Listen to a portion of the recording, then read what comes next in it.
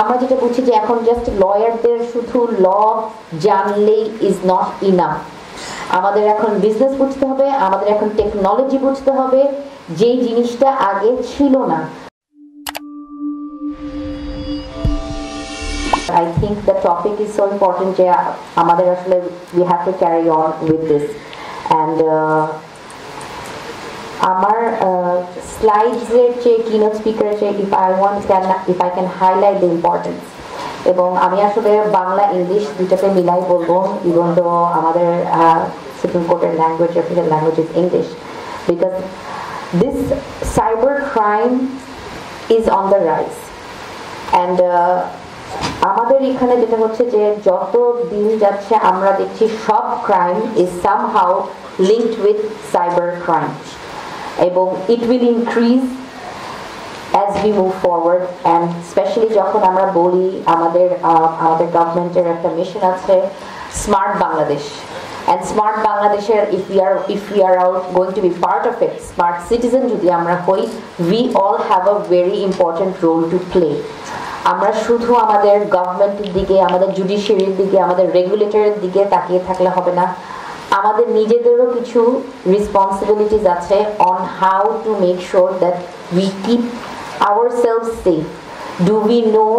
how to make sure that আমাদের ফোনের privacy সেটিংসটা কিভাবে থাকে do we know what are the risks আমি যদি পাবলিক ওয়াইফাই ইউজ করি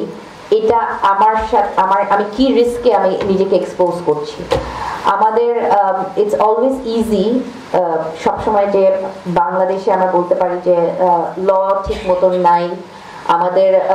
ল এনফোর্সমেন্ট ঠিক মতন কাজ করে না আমাদের জুডিশিয়ারি ঠিক মতো কাজ করে না এগুলো বলা খুব সহজ কিন্তু অ্যাকচুয়ালি যারা ওখানে বসে থাকে they all understand the challenges that we face so thank you everyone for coming here and for being together because আমাদের মনে হচ্ছে যে একা আসলে কারো পক্ষে এই প্রবলেমটাকে সলভ করা সম্ভব না এবং আমরা ডিজিটাল ট্রান্সফরমেশনের দিক থেকে আমরা এখন পিছাতে পারবো না we want to be part of this technology transformation that's happening এবং Bangladesh is not the only country and the first country who is going through this transformation so আমি যদি এখন বলি যে আমাদের আসলে এই সেশনটা করার কিছু কারণ হচ্ছে অ্যাওয়ারনেস একটা ডিসকাশন আমাদের আইওটি কালচার আইওটি বলতে আমরা অনেকে বুঝি জিনিসটা কি অনেকে আবার বুঝি না সো আমি স্টার্টিং করতে চাই একটা যোগ দিয়ে যে অনেকে আইওটি বলতে যে হ্যাঁ আমরা জানি আইওটি মানে হচ্ছে internet of things internet of things কি এটা কি কালচার এই যে ইন্টারনেট অফ থিংস মানে হচ্ছে Facebook WhatsApp Twitter Instagram Snapchat এটাই তো ইন্টারনেট অফ থিংস এর culture but actually it's not so আমাদের আসলে এখন যেটা আমি অ্যাজ এ লিগাল প্রফেশনাল বুঝি আমার এতদিন থেকে টেকনোলজি সেক্টরে কাজ করি আমরা যেটা বুঝছি যে এখন জাস্ট লয়ারদের শুধু ল জানলেই ইজ নট ইনাফ আমাদের এখন বিজনেস বুঝতে হবে আমাদের এখন টেকনোলজি বুঝতে হবে যে জিনিসটা আগে ছিল না so technology has become part of actually everyone's life আমরা বুঝি না আমরা সবাই স্মার্ট ডিভাইস ইউজ করি আমাদের বাচ্চারাও এখন স্মার্ট ডিভাইস ইউজ করে বিকজ অনলাইন স্কুলের কারণে so we have to make sure যে আমরা যেন সেফ থাকি আমাদের বাসা সেফ থাকে আমাদের ফ্যামিলি সেফ থাকে আমাদের সোসাইটি সেফ থাকে আমাদের জুডিশিয়ারি সেফ থাকে and only then we will actually reach that vision of smart Bangladesh so আমাদের অ্যাকচুয়ালি আইন অনেক আছে আমরা যদি এটার ভিতরে যেতে চাই আমাদের মেইন আইন যেটা সাইবার সিকিউরিটি অ্যাক্ট 2023 এখানে একটা অ্যামেন্ডমেন্ট হয়েছে যেখানে কিন্তু আমরা ক্লিয়ারলি বলা থাকে যে unauthorized access of computer system data theft identity theft এটা ফেসবুকের সম্পর্কে সবার মানে এমন কেউ নাই হয়তো যার সাথে হয় নাই কিংবা এমন আমরা কেউ নাই যে যার পরিচিত কারোর সাথে হয় নাই যে আমার ফেসবুক প্রোফাইল হ্যাক হয়েছে আমার অ্যাকাউন্ট চুরি হয়েছে আমার নাম্বার ইউজ করে আরেকজন এরকম আমিও আমার সাথে না হলে আমি চিনি যাদের সাথে হয়েছে সো এটা কিন্তু আইডেন্টিটি থেফট ডেটা থেফট আমরা কয়েকদিন আগেও নিউজ পেপারে দেখলাম যে অনেক ডেটা হ্যাক হয়ে গেছে চুরি হয়ে গেছে কিন্তু এটা কোথায় গেছে কি গেছে কে নিয়েছে আমরা আসলে জানি না cyber terrorism spreading fake information একটা ফেক ইনফরমেশন আমরা ভাইরাল করে দিচ্ছি সোশ্যাল মিডিয়ার ইউজ করে সেকেন্ডের মধ্যে 5 মিনিটের মধ্যে একটা ফেক নিউজ ভাইরাল হয়ে যায়। So how can we actually tackle this online harassment? আমি এটাকে online harassment is on the rise and আমি বলবো না যে এটা শুধু মেয়েদের ক্ষেত্রে হয়, ছেলেরাও হ্যারাসড হয়, but particularly women, teenagers, girls, they are targeted for online harassment, cyber bullying, যেটার কারণে we are actually seeing a lot of teenagers are committing suicide. অনেক মেয়েরা ভিকটিম হয়ে এটাকে নিয়ে কারোর সাথে আলাপ করতে পারে না, ফ্যামিলি কিভাবে নিবে এটাকে বুঝতে পারে না, তাদের মনে করে যে ইটস ইজিয়ার, আইনের সহায়তা নিব না, ইটস ইজিয়ার আমি আমার জানটা নিয়ে নিই, আমার লাইফটাকে শেষ করে ফেলি, কারণ আমি এটাকে তো ডিল করতে পারবো না। So this things are happening and আমাদের as a member of as a citizen of this country, as a member of the Supreme Court bar and being a lawyer, it is our responsibility actually to give this confidence to our citizens যে এই সব কিছু নিয়ে আমাদের আইন আছে এবং এগুলা থেকেও you can get remedy. Access to justice ensure করা is our job. And যে কারণে আমরা যদি এখানে কিছু সেকশনস আমি মেনশন করেছি, but I will not go through them, but highlight করার জন্য টু মাই ফেলো কলিগস যে illegal access, critical information, digital device বলতে আমরা কি মিন করি, এবং কিছু আমি পেনাল্টি এবং সাইবার ক্রাইমকে হাইলাইট করতে চাই, যে কারণ প্রত্যেকটার জন্য কিন্তু আমাদের আইন আছে এবং এটার জন্য পেনাল্টি এবং ফাইনও এটা নির্ধারণ করা। আমরা এগুলাকে আসলে কতটুকু ভাবে এক্সারসাইজ করব আমরা এটা আমাদের প্যানেল ডিসকাশনের সেকেন্ড হাফে শুনবো, এবং দুইটা সেকশনকে আমি হাইলাইট করতে চাই। একটা হচ্ছে সাইবার টেরোরিজম এবং আরেকটা কিন্তু হচ্ছে হ্যাকিং। একটা সেকশন 27 এবং সেকশন 32, প্রত্যেকটার এই দুইটার জন্য কিন্তু ইমপ্রিজমেন্ট ক্যান বি 14 ইয়ার্স এবং এটার জন্য ফাইন হতে পারে হচ্ছে up to 1 crore or both, এই হ্যাকিং এর জন্য or সাইবার টেরোরিজমের জন্য। সো 14 years আমরা জানি it's almost life time imprisonment and 1 crore টাকা or both. So these are taken very seriously. And কিন্তু আমরা হ্যাকিংকে ক্লাস 5 পাস করা ছেলে দেখি হ্যাক করে ফেলতে পারছে, আর আমরা পিছায় যাচ্ছি। কিছু আমরা যে বলি যে আমাদের ল নাই, কিন্তু আমি আসলে এটাকে নিয়ে এত বছর থেকে কাজ করতে গেলে আমাদের দেশে অনেক ল আছে which talks about কোনো না কোনো ভাবে cyber security law, digital forensic law, কোনো না কোনো ভাবে আমাদের constitution talks about maintaining privacy, আমাদের কনস্টিটিউশন অফ বাংলাদেশ, আমাদের কপিরাইট অ্যাক্ট, আমাদের women and children abuse prevention act, the information and communication technology act, mutual cooperation on crime related matters, pornography act, Bangladesh Telecommunication Regulations, Money Laundering Prevention Act, Right to Information, Consumer Protections Right Act, Bankers Book Evidence, Bank Company Act, Anti-Corruption Commission Act, Anti-Terrorism Act, Mutual Legal Assistance in Criminal Matters, the Code of Civil Procedure, the Prevention of Corruption, the Evidence Act. They all somehow in some way are talking about cybercrime and how to defend this. Penal code, আমাদের in national internet of things there strategy আছে. We have a national strategy for artificial intelligence. We have the national ICT policy. We have public email policy, and one of the main guidelines that we want to talk about, we have the draft Personal Data Protection Act. We have seen earlier 2 months ago the draft Artificial Intelligence policy. And one of the main guidelines that will guide us and the judiciary and the members here is the Digital Forensics Lab guideline, which tells us যে একটা evidence যখন কেউ collect করলো, আমাদের law enforcement collect করলো এবং by the time এটা কোর্টে প্রেজেন্ট হয় অ্যাজ এভিডেন্স, এইটাকে কিভাবে কালেক্ট করা হবে, স্টোর করা হবে, প্রিজার্ভ করা হবে এবং এটাকে প্রেজেন্ট করা হবে ডিউরিং হিয়ারিং, এই সব কিছুর ব্যাপারে এই গাইডলাইনটা আছে, which is the most important because digital evidence is admissible, is mentioned in our Evidence Act. It was amended in 2022. But how that evidence will be collected, stored, preserved was not mentioned, which this guideline will help us. And আমরা চেষ্টা করেছি এইখানকার যে বিষয়গুলো আমাদের এখানকার আমাদের গেস্টদেরকে এই গাইডলাইনটার কপি একটা প্রোভাইড করার। আরো কিছু আছে এটার যদি আপনারা কেউ চান পরে আমাদের কাউকে জিজ্ঞেস করেন there is a link it's on the website you can also download that আমরা আসলে we also want to think about environment that's why আমরা এতগুলা প্রিন্ট করি নাই but that is also one of the goals of moving towards smart Bangladesh আমরা অনেকগুলা ল বললাম একটা মেইন জিনিসকে যেটাকে আমরা হাইলাইট করতে চাই এটা হচ্ছে BTRC এর guideline for digital and social media and OTT platforms 2021 আমরা অনেক সময় যেটা বললাম যে সব সময় দেখি যে এরকম কন্টেন্ট যে কন্টেন্টগুলা আসলে is not fit for us or the audience so how do we stop this kind of content how do we stop somebody who যেটা আমি বুঝতেই পারছি যে fake profile পাঠাচ্ছে sending you images or sending you messages or comments which you are not okay with so আমি এটা কার কাছে যাব কোথায় গিয়ে কমপ্লেইন করব BTRC has the authority to actually block these accounts in addition to BTRC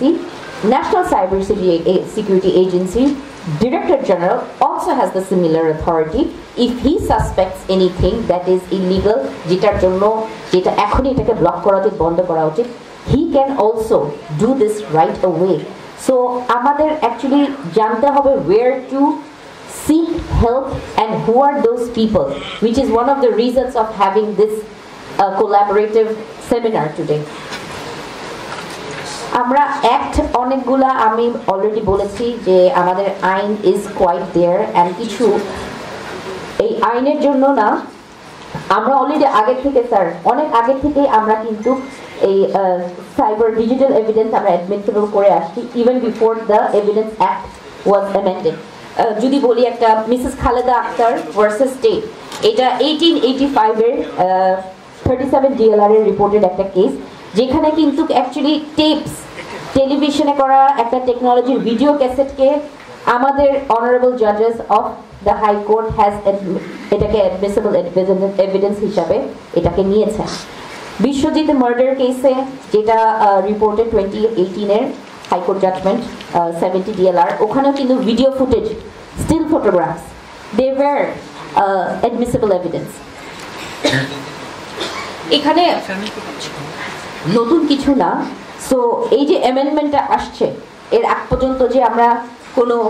digital evidence কিংবা digital রেকর্ডকে আমরা এভিডেন্স হিসাবে অ্যাডমিসিবল করি নাই that will also be wrong because based on the situation and the facts of the matter our honourable জাজেস to ensure that justice prevails they have allowed evidences which are in digital format to be admissible so আমরা এখন evidence অ্যাক্টের অ্যামেন্ডমেন্টের জন্য যদি বলি ওখানে digital রেকর্ডের definition আছে electronic সিগনেচারের definition আছে এবং ডিজিটাল এভিডেন্সকে দুইটা ক্যাটাগরিতে ভাগ করা হয়েছে একটা হচ্ছে এভিডেন্স ফ্রম ডেটা আর একটা হচ্ছে এভিডেন্স যেটা হচ্ছে ইন্টারসেপ্ট করা হয় through in a digital format from a device যেরকম টাইপস অফ ডিজিটাল এভিডেন্স যদি আমরা বলি এখানে দেখা যায় মেমোরি নেটওয়ার্ক থেকে নেওয়া হয় কোন একটা রানিং প্রসেস এখন আমরা আমাদের জন্য কিন্তু হার্ড ড্রাইভ থেকে ইউএসবি থেকে স্টোরেজ থেকে এখন আমি যদি কোর্টে গিয়ে কোনো জাজকে একটা এভিডেন্স হাতে ধরাই দিই এই নেন pen drive that is not authentic evidence and আমাদের জন্য যেটা এখন সবচেয়ে বড় চ্যালেঞ্জ হয়ে যাচ্ছে যে the very nature is actually damageable and alterable আমরা যদি এখন একটা পেন ড্রাইভ দিয়ে দেই কোন একটা ইমেজ দিয়ে দিই আমরা আজকাল জানি যে বিকজ অফ ফ্রন্টিয়ার টেকনোলজির জন্য ইটস ভেরি ইজি একটা ছবিকে ম্যানিপুলেট করা ইটস ভেরি ইজি একজনের ভয়েস কে ম্যানিপুলেট করা সো আমার যদি কোনো ডিজিটাল এভিডেন্স অ্যাডমিসিবল করাতে হয় I have to ensure that এটা চেইন অফ কাস্টডি কোথায় ছিল এটা কিভাবে প্রিজার্ভ করা হয়েছিল I have to ensure that this was not manipulated in any way এটা ছাড়া it will lose the value in that particular case digital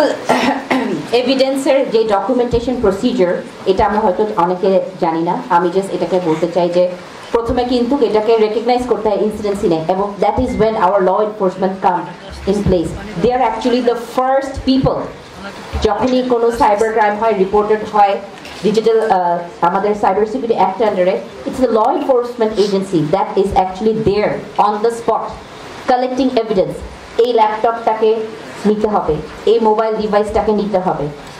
এবং they issue search warrant they have search warrant and তারপরে they seize those they collect those evidence and they secure those evidence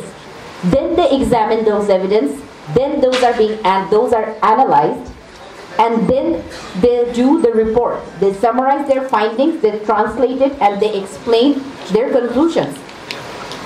কিন্তু forensics ইনভেস্টিগেশনেরও কিছু steps আছে এখানে কিন্তু যদি আমি মনে হয় যে এই এভিডেন্সটাকে আমার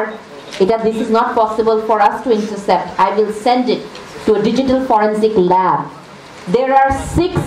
digital forensics labs in the country as of today.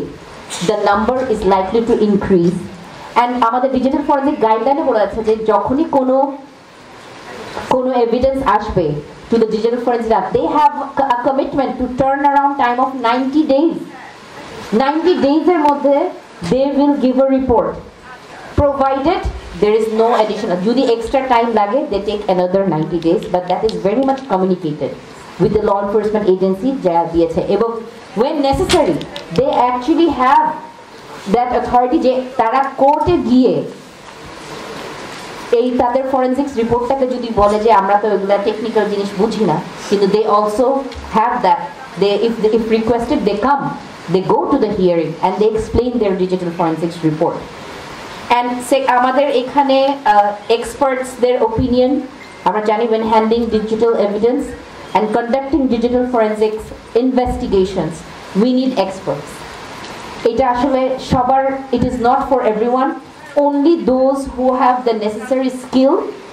and the necessary education and experience, only they should be handling এবং এটাও আমাদের গাইডলাইনে বলা আছে who qualifies to be a digital forensic lab expert. আমাদের regulations যেটা বলে clearly বলছে আমি যদি শুধু টপ 3 তে নেই আমাদের আইসিটি অ্যাক্ট 2006 এভিডেন্স অ্যাক্ট এবং ডিজিটাল ফরেনসিক ল্যাব গাইডলাইন সবগুলা এটাই অ্যাকচুয়ালি বলে যে একজন ফরেনসিক অ্যানালিস্ট যখন একটা ডিজিটাল এভিডেন্সকে অ্যাডমিসিবল করবে অ্যাডমিসিবিলিটি ক্রাইটেরিয়াটা স্যার খুব ক্লিয়ারলি বলা অ্যাডমিসিবিলিটি হবে কি হবে না what are the criterias authenticity আমার চেক করতে হবে একটা ডিজিটাল এভিডেন্সে আমার কমপ্লিটনেস এটা কি ফোনটা কি ভেঙে গিয়েছিল এটা এই এভিডেন্সে কিভাবে কালেক্ট করা হলো হার্ড ড্রাইভ র্যামটা কি ভাঙা ছিল পুরানো ছিল পুড়ে গিয়েছিল নাকি এটা it was in good shape reliability how much can I rely on this digital evidence trustworthiness আমি কি ট্রাস্ট করতে পারি এই ডিজিটাল এভিডেন্সের উপরে before I make it admissible and proportionality এটাকে আমি কতটুকু ওয়েট দিব এটা কি primary evidence secondary evidence, circumstantial evidence, how much importance do I give? So all these things are already mentioned and there which we need to consider before we make a digital evidence admissible in a legal matter. এবং আমরা electronic signature এখনো আমাদের these are only used by authorized CCAs but সিগনেচারের এটাকে অথেন্টিসিটিটাকেও আমরা এখানে দেখব এবং forensics এবং এভিডেন্স কালেকশনের মধ্যে যে কিছু গ্যাপ যেটা আমরা বলি একটু যদি পিছের দিকে যাই actually the first branch of forensic science যে ডিজিটাল ফরেনসিক্সটা বলতে কি বুঝি এই যে আমরা যখন কোনো মার্ডার কেস হয় মার্ডার কেসের সময় কিন্তু আমরা বলি যে এই মার্ডারটা কিভাবে হয়েছে কি ওয়েপন ইউজ করা হয়েছিল how deep was the owned কোন অ্যাঙ্গেল থেকে বুলেটটা আসছিল বুলেটের পাউডার দেখে আমরা বুঝতে পারি যে কোন গান ইউজ করা হয়েছে কোন অ্যাঙ্গেল থেকে মারা হয়েছে সামনে থেকে গুলি আসছে না পিছন থেকে digital forensics is the same thing for our digital evidence ওরা এটা অ্যানালাইজ করে স্যার যে এই এভিডেন্সটা কোথা থেকে কে বানালো তার আইপি অ্যাড্রেস কি সে কোন কম্পিউটার থেকে লগ ইন করেছে কোন এরিয়া থেকে করেছে এবং চ্যালেঞ্জেস আর হিউজ বিকজ একজন অন্য দেশে বসে থেকে আমার দেশে ক্লাইম করতে পারে আমার দেশে কম্পিউটার হ্যাক করতে পারে সো এই জিনিসগুলো যদি আমি আসলে বার করতে না পারি আমাদের আসলে অনেক অনেক চ্যালেঞ্জেসের ফেস করতে হবে এবং আমরা চাচ্ছি যে আমরা এখন থেকেই যেন এইসব চ্যালেঞ্জেসগুলোকে আমরা ফেস করি এবং আমরা সুটেবল সলিউশনস যেন নিয়ে আসতে পারি। কারণ যেটা আমি বলেছি একদম প্রথমে, Bangladesh is the first country who is going through this transformation, and অন্যান্য দেশেও এই ট্রান্সফরমেশন হয়েছে। স্যার, ইউএইতে, দুবাইতে এখন আর রিয়েল টাইমে কোর্ট হিয়ারিংস হয় না, all courts are virtual. There are many other countries. Singapore Law Academy, I was in a conference last week, they are doing GPT legal, যেখানে বলছে যে ওরা সিঙ্গাপুরের সব কেস লজের জন্য ওরা একটা চ্যাট জিপিটির মতন একটা সিস্টেম করবে, যেটা জুডিশিয়ারি ইউজ করবে। ওরা কেস সামারি করে দিবে, একটা সেকশন বললে একটা কেসের সাথে একটা কেস মিলাই দিবে, so that access to justice becomes faster. ট্রায়ালগুলো খুবই তাড়াতাড়ি হবে।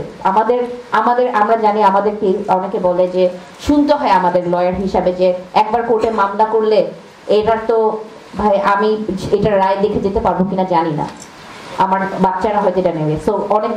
অনেকের এরকম একটা ধারণা, বাট আমাদের কেসেসও pending. We know we are trying our best, our judiciary is trying our best to make sure we give, because justice, access to জাস্টিসের আরেকটা জিনিস, জাস্টিস আমরা বলি যে justice delayed is justice denied. আমরা যদি টাইমলিও ইনশিওর করতে চাই, আমাদের কিন্তু কিছু টেকনোলজি অ্যাডপ্ট করতে হবে, making sure that we use them safely and wisely. আমাদের এটার জন্য ডিজিটাল ফরেনসিক্সের প্রসেস খুব ভালোভাবে গাইডলাইনে বলা আছে যে কিভাবে হ্যান্ডেল করব, কালেক্ট করব এবং স্টোর করব, অ্যানালাইজ করব, এই প্রসেসগুলো বলা আছে। এবং রেজিস্টার কিভাবে করব একটা ডিজিটাল ফরেনসিকের কেস, এবং এটার টেস্টিং কিভাবে করা হবে এটাও ক্লিয়ারলি বলা আছে। একটা যখন ইমেজ, একটা ছবি দিয়ে যখন আমি একটা জিনিস প্রমাণ হয়ে যাবে যে এই উইটনেস ক্রাইম সিনে ছিল কি ছিল না, ছবি দিয়ে কিন্তু অনেক সময় অনেক কিছু প্রমাণ হয়ে যায়। পেপারে একটা ছবি আসছে ফ্রন্ট পেজে, ওনার হাতে বন্দুক, তার মানে উনিই মেরেছেন। সো আ পিকচার, এটা কি আসলে ফেক পিকচার? এখন আজকাল কোনো ব্যাপার না কারো হাতে ইমেজের মধ্যে একটা গান ঢুকায় দেওয়া, একটা অন্য কিছু ঢুকায় দেওয়া, একটা ফ্ল্যাগ ধরায় দেওয়া। সো আমরা কিভাবে বুঝবো এটা অথেন্টিক আর অথেন্টিক না? So there are steps which I will not go through right now, but there is a process that needs to be followed. এবং আমরা যখন একটা ডিজিটাল এভিডেন্সকে সারেন্ডার করি, একটা ফরেনসিক কেস কমপ্লিট করি এবং রিপোর্ট করি, এটারও কিন্তু কিছু স্টেপস আছে এবং বলা আছে how it will be conducted. So আমাদের জন্য কিন্তু এগুলোর বড়ার পিছে কারণ না যে আমরা এখন সেফ থাকার জন্য কেউ আর ইন্টারনেট ইউজ করবো না, অনলাইনে যাব না, কম্পিউটার অফ করে রাখবো। That is not what I am saying. এখানে একটা ইমেজটা অ্যাকচুয়ালি জোক হিসাবেই বলা যে 100% সিকিউর হওয়ার জন্য কি করবো ভাই, 100% সিকিউর হওয়ার জন্য ভাই আমার কোনো সোশ্যাল মিডিয়া থাকবে না, কোনো কম্পিউটার ইউজ করবো না, ডিভাইস ইউজ করবো না, আমরা এইভাবে থাকবো। কিন্তু that will not help us. এখন আর বাংলাদেশে আইটি সেক্টর বলে আলাদা কিছু নাই। Every sector is IT sector, every sector is using some sort of business solution. এখন কিছু যদি কেস স্টাডির একটা ব্যাপারে আমরা বলতে চাই, একটা দুইটা ধরেন ransom attack on a financial institution, কারণ আমাদের ব্যাংকস আজকাল all banks has transformed in some way or the other. ওদের হয় online banking, mobile banking, app আছে, so they are storing our information. So bank থেকে কিন্তু যদি কোনো র্যানসাম অ্যাটাক হয়, এইটার this will be a huge type of financial loss for everyone. সো এগুলো কিন্তু হতে পারে ফিশিং ইমেলের থ্রুতে, হতে পারে কম্প্রোমাইজ ওয়েবসাইটের থ্রুতে, হতে পারে। এটার চ্যালেঞ্জেস মিটিগেট করতে হবে। এটার ডিজিটাল এভিডেন্স ছাড়া কিন্তু হ্যাকারদেরকে তখন ধরা সম্ভব না। when there is a phishing email, when there is an attack on a financial institution, আমরা বুঝেই নিতে পারি যে এখানে কিন্তু ডিজিটাল এভিডেন্স অবভিয়াসলি থাকবে, এবং লিগ্যাল অ্যান্ড রেগুলেটরি ইমপ্লিকেশনস যদি আমরা অ্যালাইন না থাকি, we will not be able to catch those hackers and the perpetrators. এবং এই ডেটাগুলো কোথায় পাওয়া যায় ইউজুয়ালি, এটা একটু টেকনিক্যাল জিনিস। I have members of the third division from the ICT, so please jump in if I have missed any point, because আমি যেটা দেখছি এখন লয়াররা শুধু ল জানতে হচ্ছে না। As a lawyer, if I want to be a lawyer for smart Bangladesh, I need to know technology. I have to be technologically smart. Smart না হলে I will not be able to understand these things. যেরকম এই email মেসেজের মধ্যে office file থেকে delete করা file থেকে কিভাবে একটা এভিডেন্স বা একটা ফাইল ডিলিট করে ফেলছি আমি, রিসাইক্লিং বিল থেকে নিয়ে আসা হয়েছে ওই ইমেলটা, ওই ইমেজটা, ওই ভিডিওটা। So how these should be seized and what are the measures of seizures, these are all mentioned and followed as per the Digital Forensic Lab guideline. এবং চেইন অফ কাস্টডি কোথা থেকে আসলো, কার হাতে গেল, এই আমি এখন যদি কোর্টে এসে হাতে ধরাই দিব একজন জাজকে যে নেন পেন ড্রাইভ নেন স্যার, এই যে আমার এখানে evidence, that is not how we do it. That should not be the way, where there should be a chain of custody. Evidence handling করার সময় আমার জানতে হবে how to preserve an evidence, how do I label, একটা labelling কিভাবে করব আমি এভিডেন্সটাকে, এবং এভিডেন্সটাকে ঠিক মতন সিল করা আছে কিনা, এবং এটাতে কি কি জিনিস আছে, কার হাত থেকে কখন যাচ্ছে, কয় তারিখে আসলো, ল্যাবে কবে ঢুকলো, ল্যাব থেকে কবে বার হলো, and these all need to be followed যখন এটা একটা কোর্টে জাজের সামনে আসবে। The judge needs to see these things before he or she can decide এটার অথেন্টিসিটি কি, এটার রিলায়েবিলিটি কি, এটার ট্রাস্টওয়ার্দিনেস কি। এবং ফুল প্রুফ চেইন অফ কাস্টডিটা দেখার পরেও অ্যাকচুয়ালি এটা বোঝা যাবে যে এটার অ্যাডমিসিবিলিটি কোন লেভেলে হবে। প্রাইমারি এভিডেন্স হিসাবে এটাকে আমি এটাকে কনসিডার করব, or should I consider this as a secondary or circumstantial evidence? Integrity of digital evidence. Sirs, I cannot emphasize enough that how important integrity is, authenticity is. So আমাদের যদি কোনো ডেটার ইন্টিগ্রিটিটা না থাকে, কিভাবে এটা ক্রিয়েট হলো, কয়টার সময় হলো, কিভাবে এটা ট্রান্সমিট হলো, was it from an authorized source or unauthorized source, so এগুলা যদি আমরা ডিসকাস করতে না পারি, এগুলো যদি ক্লিয়ার না থাকে কারো মাইন্ডে, it will become a challenge. এবং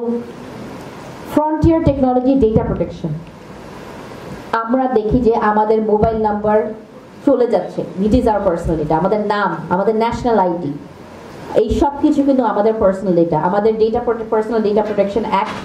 is in the draft stage. We are hoping that by very soon it will be passed. And the impact of frontier technologies, আসলে frontier technologies বলতে সবাই কি বুঝে, আমি একটু বলছি frontier technologies হচ্ছে বেসিক্যালি the latest technologies। এখন আমি যদি একটা টেকনোলজির নাম নিয়ে আজকে বলি ব্লকচেইন, 3 মাস পরে blockchain can get old technology, there will be something new. So it's very important যে আমরা even updated থাকি যে নতুন নতুন টেকনোলজি কি আসছে। So আমাদের কিন্তু again we have legal frameworks in Bangladesh to protect us from our data, to give us data protection, to give us protection from frontier technologies. আমাদের constitution guarantees যে আমাদের communication there will be a right of privacy, আমাদের data intussusception sell যেটা আমাদের national, আমাদের cyber security act, আমাদের personal data যেটা এখন ড্রাফটে আছে, আমাদের টেলিকমিউনিকেশন অ্যাক্ট, ওরা কিন্তু এই প্রত্যেকটা অ্যাক্টই কিন্তু প্রহিবিট করে ডেটা ট্রান্সমিশন উইদাউট অথরাইজেশন। আমরা জাস্ট এখন কিছু জিনিস নিয়ে বলে আমি I want to finish, because I want hour esteemed speakers here to hear from them. আমরা জানো এবং আর্টিফিশিয়াল ইন্টেলিজেন্সের জন্য we have entered the fourth industrial revolution. Deep fake, আমরা জানি deep fake is a technology that is being used, যেখানে sir ছবি বানায় একদম এমনভাবে ক্রিয়েট করে আপনার সামনে প্রেজেন্ট করবে as if you were there in that scene. মনে করেন আমাদের কাউকে বানায় দিল আমাদের রাফার মধ্যে আমরা আছি। So that is the kind of technology deep fake is, which is very alarming.